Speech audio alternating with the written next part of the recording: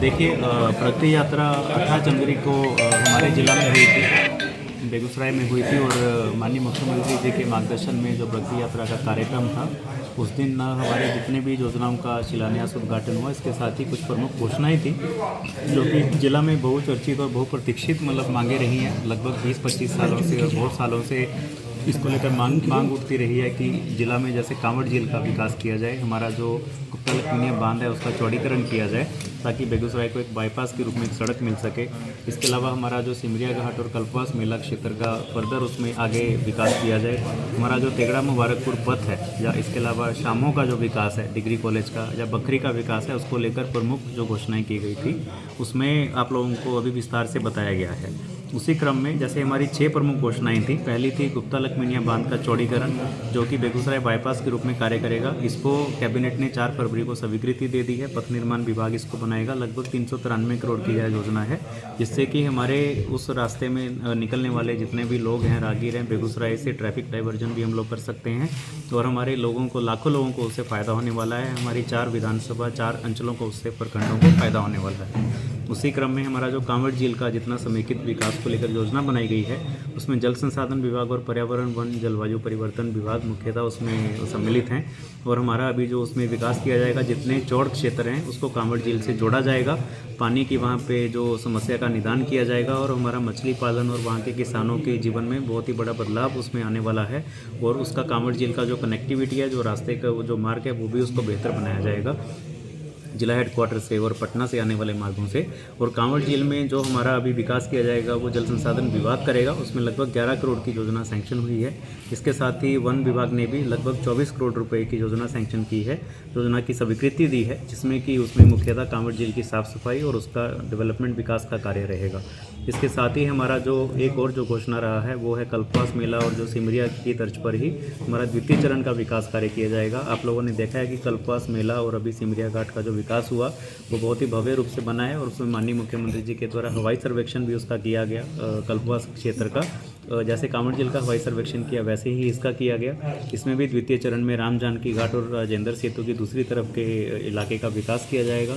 इसमें जो दुकानें हैं वो एकदम प्लान्ड वे में उसमें उसको बनाया जाएगा। 300 के लगभग वहाँ पे दुकानों का हाट बनेगा, जो कि मिथिला हाट की तर्ज पर पर्यटन का एक बड़ा केंद्र बनेगा आने वाले दिनों में।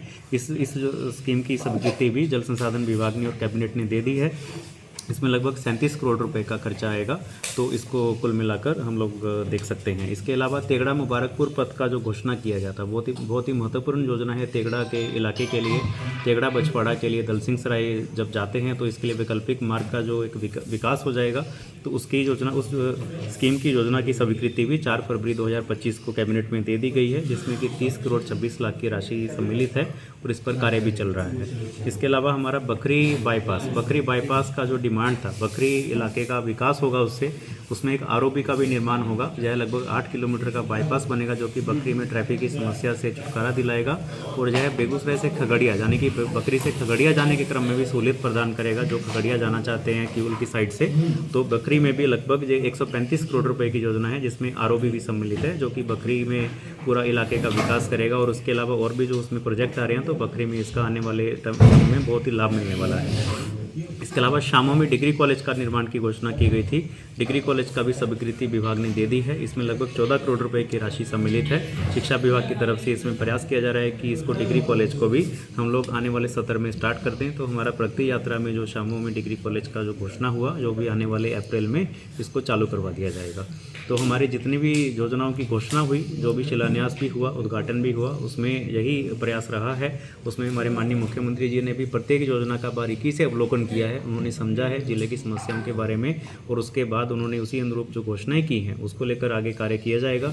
हमारे जितने भी शिलान्यास उद्घाटन माननीय मुख्यमंत्री जी के कर कमलों से हुआ है, जो कि आप सबने देखा भी प्रखंड और अंचल कार्यालय बेगूसराय सदर में, तो उन सारी योजनाओं में भी कार्य लगा हुआ है। जो शिलान्यास है उसमें कार्य लगा हुआ है और जो उद्घाटन हो गई है उसको हम लोग चालू करवा रहे हैं और इससे बेगूसराय जिला का एक बहुत बड़ा जो विकास के कार्य हैं उसको गति मिली है।